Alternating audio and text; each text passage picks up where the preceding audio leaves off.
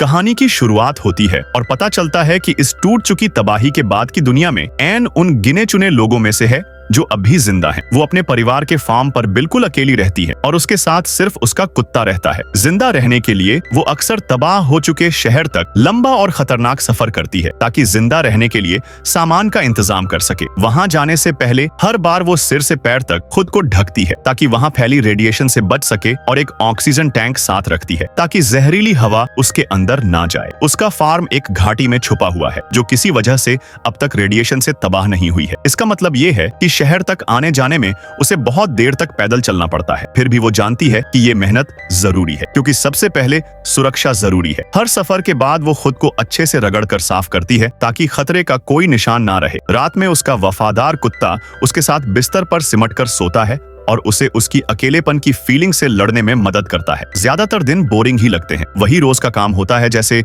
जानवरों की देखभाल करना, बाड़ चेक करना और जंगल में लगाए गए फंदों को देखना। उसका कुत्ता शिकार में भी उसका साथ देता है और झाड़ियों में खरगोशों की खुशबू ढूंढता है। एक दिन सड़क पर चलते हुए एन को कुछ अजीब दिखता है। वहाँ एक गाड़ी खड़ी होती है। जिज्ञासा में वो उसके पास जाती है। तभी उसका कुत्ता अकड़ जाता है और घुर्राता है जिससे उसे पता चलता है कि कोई और भी पास में है। तुरंत एन अपने कुत्ते के साथ ऊंची घास में छुप जाती है और ध्यान से देखने लगती है। और सच में थोड़ी देर बाद एक आदमी भारी प्रोटेक्टिव सूट पहने हुए दिखाई देता है जो उस गाड़ी की तरफ बढ़ रहा होता है। वो अपने पीछे एक वैगन खींच रहा होता है और उसे अच्छे से पता होता है कि वो क्या कर रहा है। एन हैरान रह जाती है। उसे पता नहीं कितने समय बाद उसने किसी और इंसान को देखा होता है। वो चुपचाप उसका पीछा करती है और तभी वो आदमी हवा जांचने के लिए एक अजीब मशीन इस्तेमाल करता है। जब मशीन बताती है कि यहाँ रेडिएशन नहीं है तो वो आदमी अपना हेलमेट उतार देता है और घाटी की ताजी हवा गहरी सांस में भरता है। खुशी से भरकर वो राहत की आवाज में चिल्ला उठता है। एनी छुपी रहती है और देखती रहती है जब तक वो उसे झरने के नीचे नहाते हुए नहीं देख लेती। घबराकर वो उसे चेतावनी देने के लिए दौड़ती है कि ये पानी रेडिएशन से कॉन्टेमिनेटेड है, लेकिन उसके हाथ में उसकी हंटिंग राइफल होती है और ये देखकर आदमी को लगता है कि वो उसे धमका रही है। वो आदमी जिसका नाम जॉन है वो तुरंत अपनी बंदूक निकालता है और हवा में वार्निंग शॉट चलाता है और पूछता है कि क्या उसके साथ कोई और भी है। एनी अपने हाथ ऊपर उठा देती है और चिल्लाकर कहती है कि ये पानी जहरीला है। डरा हुआ जॉन भागकर अपने वैगन के पास जाता है और अपनी मशीन से जांच करता है। एन सही होती है। वो रेडिएशन के संपर्क में आ चुका होता है। वो जोर जोर से उल्टी करने लगता है और अपने सामान से एक सिरिंज निकालता है। बेबसी में वो एन से दवा लगाने की भीख मांगता है। एन पहले उस पर भरोसा नहीं करती, लेकिन जब जॉन अपनी बंदूक फेंक देता है और कसम खाता है कि वो उसे नुकसान नहीं पहुंचाएगा तो आखिरकार एन उसकी मदद करती है। इंजेक्शन देने के बाद वो उसे अपने फार्म पर ले आती है। वहां जॉन बताता है कि जिंदा रहने के लिए उसे हर दिन दवा लेनी पड़ेगी। वो उससे अपने कपड़े जलाने को भी कहता है और अगर वो मर जाए तो उसका शरीर भी जला देने को कहता है। कमजोर और मुश्किल से खड़ा हो पाने वाला जॉन एन को खुद को साफ करने देता है और फिर वो उसे घसीट कर बिस्तर तक ले जाती है। अगली सुबह एन उसके वैगन पर जाती है और उसका सामान इकट्ठा करती है। उसे जॉन की एक औरत के साथ तस्वीरें मिलती हैं। दिन बीतते जाते हैं और एन उसकी देखभाल करने लगती है। वो उसे खाना खिलाती है, उसका तापमान देखती है और उसे रोज दवाई के इंजेक्शन देती है। रात में वो जागती रहती है और बुखार में उसके शरीर को बिस्तर पर कांपते हुए सुनती है। वो उसे शांत करने के लिए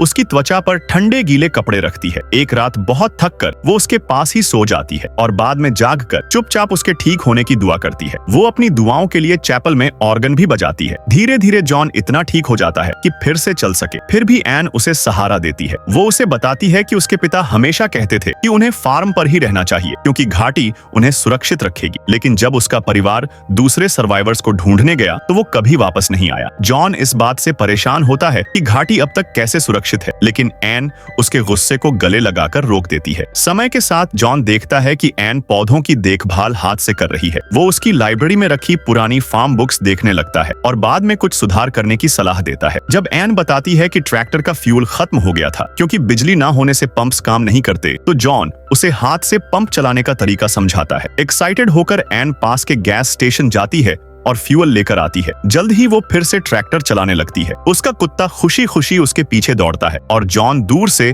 अपनी राइफल के स्कोप से ये सब देखता रहता है। उसी रात खाने के दौरान जॉन देखता है कि एन खाना खाने से पहले प्रार्थना करती है। वो अपना अतीत बताता है। दरअसल आपदा के समय वो एक गवर्नमेंट बंकर में रिसर्चर के तौर पर काम कर रहा था। बाद में वो वहां से निकल आया क्योंकि उसे जमीन के नीचे कैद जैसा महसूस होने लगा था। उसे असली जिंदगी चाहिए थी। जब एन उससे उस औरत के बारे में पूछती है जिसकी तस्वीर उसने देखी थी, तो जॉन बताता है कि वो उसकी पत्नी नहीं थी। बाद में जब एन अपने कमरे का दरवाजा खुला छोड़ देती है तो जॉन को उसकी नंगी टांगों की झलक मिलती है। फिर भी वो पीछे हटकर अपने कमरे में चला जाता है। अगले दिन एन तालाब में मछली पकड़ने जाती है और तैरती भी है। जॉन छुपकर उसे देखता रहता है। उस शाम वो दोनों साथ मिलकर मछली पकाते हैं। एन बताती है कि तालाब उसी अंडरग्राउंड पानी से जुड़ा है जिससे उसका कुआं जुड़ा है, लेकिन सर्दियों में ये जम जाता है। पिछला साल बहुत मुश्किल था जब उसका जनरेटर खराब हो गया था। जॉन जनरेटर देखता है और बताता है कि इंजन पूरी तरह खराब हो चुका है। वो उसे भरोसा दिलाता है कि इसमें उसकी गलती नहीं है, ये बस बहुत पुराना हो चुका है। आलू से चलने वाले स्कूल प्रोजेक्ट्स पर मजाक करते हुए जॉन के दिमाग में एक आइडिया आता है। वो झरने के पानी से बिजली बनाने की बात सोचता है, लेकिन जब जॉन कहता है कि उसे लकड़ी के लिए चैपल तोड़नी होगी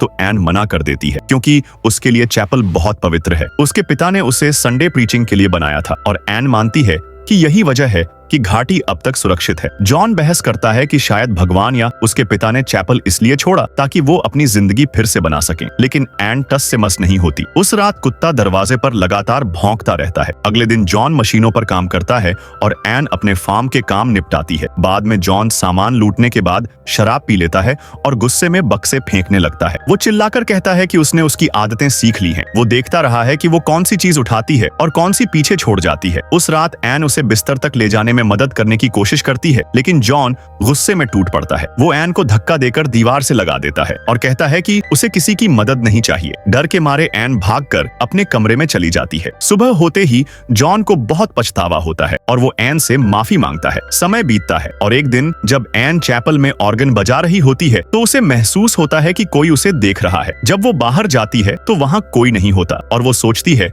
कि शायद जॉन होगा, लेकिन जॉन साफ कह देता है कि वो कभी चैपल के पास गया ही नहीं। उसी शाम वो दोनों वाइन के साथ अच्छा खाना खाते हैं। वो हंसते हैं और नाचते हैं और फिर एक पल में दोनों एक दूसरे को किस कर लेते हैं, लेकिन जॉन अचानक पीछे हट जाता है और एन को थैंक्स कहकर अपने कमरे में चला जाता है। कुछ ही देर बाद वो फिर एन के पास आता है और एन तुरंत अपने कपड़े उतार देती है। जॉन चौंक जाता है और प्यार से उससे कहता है कि वो खुद को ढक ले। एन दुखी होकर पूछती है कि क्या उससे कोई गलती हो गई है। जॉन उसे समझाता है कि वो उसे पसंद करता है और उसकी तरफ खिंचाव महसूस करता है, बस वो जल्दबाजी नहीं करना चाहता और उनके बीच की चीजों को बदलना नहीं चाहता। अगली सुबह एन धीरे से जॉन से कहती है कि अगर वो चाहे तो चैपल को गिरा सकता है। जॉन मना कर देता है और कहता है कि वो एन को फिर से ऐसे दर्द नहीं देना चाहता। कुछ समय बाद जब एन अपने जाल देखने बाहर जाती है तो उसका कुत्ता अचानक पहाड़ी की तरफ जोर जोर से भौंकते हुए दौड़ पड़ता है। एन उसके पीछे भागती है और वहाँ उसे एक अजनबी आदमी मिलता है। उसका नाम केलेब होता है। वो तुरंत हाथ उठाकर कसम खाता है कि उसे कोई नुकसान नहीं पहुंचाना चाहता और बस पानी पीना चाहता है। एन फिर भी सतर्क रहती है, लेकिन उसकी हालत देखकर उसे तरस आ जाता है और वो उसे फार्म तक ले आती है। जॉन उसे देखते ही बंदूक तान देता है और गोली चलाने को तैयार हो जाता है। एन बीच में आकर जॉन से रुकने की गुहार लगाती है। जॉन अपनी इक्विपमेंट्स निकालकर केलेब को रेडिएशन के लिए स्कैन करता है। नतीजे अच्छे नहीं होते। शरीर में गंदगी के निशान होते हैं। केलेब मान लेता है कि वो बीमार रहा है और कई बार उल्टी कर चुका है। घबराते हुए वो ये भी कबूल करता है कि उसी ने एन के अंडे चुराए थे। वो कहता है कि वो पूछने से डर गया था क्योंकि लोग हमेशा अच्छे नहीं होते। केलेब बताता है कि आपदा के वक्त वो एक गहरी खदान में काम कर रहा था। उसके साथी अपने परिवारों को ढूंढने निकले थे, लेकिन कभी वापस नहीं आए। केलेब कहता है कि वो अब दक्षिण की तरफ जाना चाहता है और बस एक रात रुकने की इजाजत मांगता है। वो वादा करता है कि सुबह चला जाएगा। जॉन के मना करने के बावजूद एन उसे घर के अंदर ठहराने के लिए मना लेती है। दोपहर के खाने के वक्त केलेब एन के साथ प्रार्थना करता है और हल्की हंसी हंसता है। वो हैरान होता है कि वो जिंदा रहकर ये पल देख पा रहा है। वो अपनी यात्राओं की अजीब कहानियां सुनाता है। जवाब में जॉन अपनी एक कहानी बताता है। वो एक टीनेजर लड़के के बारे में बताता है जिसने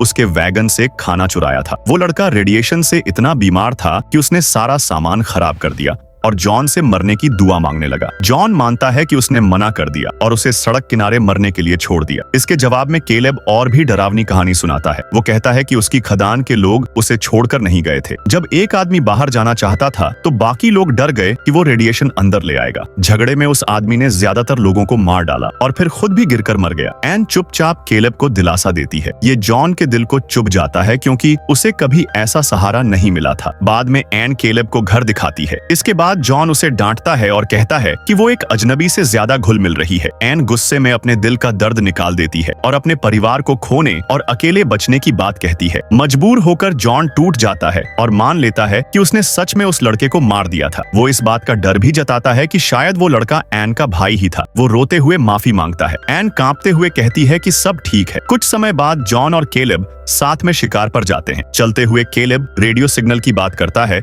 जो उसे दक्षिण में किसी समुदाय से मिले हैं। वो वहीं जाना चाहता है। जॉन कहता है कि वहां अब कोई नहीं बचा। तभी उन्हें एक टर्की दिखता है। केलेब मजाक में कहता है कि जो पहले टर्की को गोली मारेगा एन उसी को मिलेगी। जॉन गुस्से में भड़क उठता है लेकिन केलेब हंसते हुए कहता है कि वो मजाक कर रहा था। टर्की के पीछे दौड़ते हुए जॉन पानी के पहिए की योजना बताता है लेकिन मानता है कि उसके पास सामान नहीं है। आखिर में जॉन ही टर्की को मार देता है। उस रात खाने पर केलेब फिर से पानी के पहिए की बात छेड़ देता है और माहौल भारी हो जाता है। वो लकड़ी का इंतजाम करने के दूसरे तरीकों पर सोचते हैं लेकिन हालात खराब होते हैं। उनके पास पेड़ काटने के औजार नहीं होते और आसपास की सुरक्षित इमारतें लकड़ी की नहीं होती। आखिर में केलेब कहता है कि चैपल ही एकमात्र रास्ता है। एन मना करती है लेकिन फंसकर हाँ कह ही देती है। अगले दिन वो तीनों चैपल तोड़ना शुरू करते हैं। काम करते हुए केलेब और एन के बीच हल्की नजरें मिलती हैं जिन्हें जॉन नजरअंदाज नहीं कर पाता। अगले कुछ दिनों में जॉन की देखरेख में पानी का पहिया बनता है लेकिन केलेब और एन की नजरें अब हंसी मजाक में बदल जाती हैं। वो साथ मिलकर बिजली के खंभों से तार भी निकालते हैं। एन चैपल के टूटे हिस्सों को देखकर चुपचाप दुखी होती है। केलेब ये देख लेता है और उसे टहलने के लिए ले जाकर दिलासा देता है। वो बताता है कि उसके पिता कभी पादरी बनना चाहते थे लेकिन शराब और औरतों में पड़ गए। फिर भी केलेब कहता है कि उसका भरोसा कभी नहीं टूटा और वही भरोसा घाटी को बचाए हुए है। वो मानता है कि शायद उसे और एन को फिर से सब कुछ बनाने के लिए चुना गया है। पहली बार एन को लगता है कि कोई उसे सच में समझता है क्योंकि जॉन ईश्वर पर भरोसा नहीं करता। जब वो लौटते हैं तो जॉन उन्हें जलन भरी नजर से देखता है। उसी रात जॉन एन से कहता है कि उसे केलेब के साथ होना चाहिए। वो कहता है कि एन को उसके इंतजार में रुकने के बजाय प्यार भरी जिंदगी जीने का हक है। एन रो पड़ती है और उसके अचानक बदले रवैये से टूट जाती है। जॉन बार बार कहता रहता है कि सब ठीक है और अजीब तरीके से व्हाइट पीपल टुगेदर कहकर गुस्सा जाहिर करता है। दिन बीतते हैं और तीनों मिलकर पहिया बनाते रहते हैं। केलेब रेडिएशन वाला सूट पहनकर गंदे पानी में उतर जाता है और अपनी सेहत की परवाह किए बिना काम आगे बढ़ाता है। काम तेजी से आगे बढ़ता है। उस रात वो लोग वाइन, म्यूजिक और कार्ड गेम्स के साथ जश्न मनाते हैं। थोड़ी देर बाद सब तालाब में कूद जाते हैं और पानी के अंदर बॉटल ढूंढने का एक बेवकूफ सा खेल खेलते हैं। लेकिन जॉन खुद को अकेला सा महसूस करता है क्योंकि केलेब और एन और करीब आ जाते हैं और हंसते हुए उस खेल में उसके खिलाफ एक टीम बना लेते हैं। वापस आते समय जॉन टूट जाता है और आखिरकार एन से कह देता है कि वो उससे प्यार करता है। एन कुछ नहीं कहती। उसी रात एन चुपचाप जॉन के बिस्तर में जाती है लेकिन जॉन इतना नशे में होता है कि तुरंत बेहोश हो जाता है। थकी और चिड़ी हुई एन इंतजार करना छोड़ देती है। बाद में वो चुपके से बाथरूम में जाती है जहाँ वो और केलेब खुद को रोक नहीं पाते। अगली सुबह ब्रेकफास्ट पर केलेब जॉन के सामने एन के सिर पर प्यार से हाथ फेर देता है और एन इतनी अनकंफर्टेबल हो जाती है कि वो टेबल छोड़कर चली जाती है। दोनों आदमी तय करते हैं कि वो उसके बिना काम जारी रखेंगे लेकिन फिर भी दोनों उसी की बातें करते रहते हैं। केलेब मजाक में जॉन से पूछता है कि क्या उसे पछतावा है कि उसने उसे यहाँ रहने दिया। जॉन साफ कहता है कि उसे कोई पछतावा नहीं है। आखिरकार केलेब की मदद से व्हील लगभग तैयार हो जाता है। केलेब हंसते हुए जॉन पर जलन का इल्जाम लगाता है और यहाँ तक कह देता है कि शायद मैं हमेशा के लिए फार्म पर ही रुक जाऊं। उस दोपहर केलेब फिर से प्रोटेक्टिव सूट पहनता है ताकि जॉन के साथ वाटर व्हील पूरा कर सके। दोनों मिलकर पहिए के आखिरी हिस्से लगाते हैं और जल्द ही व्हील घूमने लगती है और फार्म को ताकत मिलने लगती है। लेकिन गीले पत्थरों पर ऊपर चढ़ते समय केलेब फिसल जाता है। जॉन रस्सी पकड़ लेता है और उसे बचा लेता है। केलेब फिर से चढ़ता है लेकिन इस बार वो फिर से फिसल जाता है। जॉन फिर से रस्सी पकड़ लेता है लेकिन खींचने की बजाय रुक जाता है और दोनों की आंखें एक अजीब तनाव भरे सन्नाटे में मिल जाती हैं। बाद में जॉन अकेला फार्म लौट आता है। जब एन पिछली रात के लिए माफी मांगने की कोशिश करती है तो जॉन उसे बीच में रोक देता है और कहता है कि केलेब दक्षिण की कम्युनिटी को ढूंढने निकल गया है। एन को ये बात सही नहीं लगती। वो उसे ढूंढने बाहर दौड़ती है, लेकिन वो कितनी भी दूर जाए केलेब कहीं नहीं मिलता। उधर जॉन व्हील को घर से जोड़ देता है और कई सालों बाद फार्म में फिर से बिजली आ जाती है। जब एन वापस आती है तो वो देखती है कि जॉन चैपल का पुराना ऑर्गन बार्न में ले आया है। वो बैठकर उसे बजाती है और पास बैठा जॉन आखिरकार मुस्कुरा देता है, क्योंकि उसकी धुन फिर से पूरी घाटी में गूंजने लगती है। और यहीं ये मूवी खत्म हो जाती है। अगर ये वीडियो पसंद आया है तो इसे लाइक करके चैनल को सब्सक्राइब भी कर लीजिए। जल्द मिलेंगे एक और धमाकेदार वीडियो के साथ। Thanks for watching.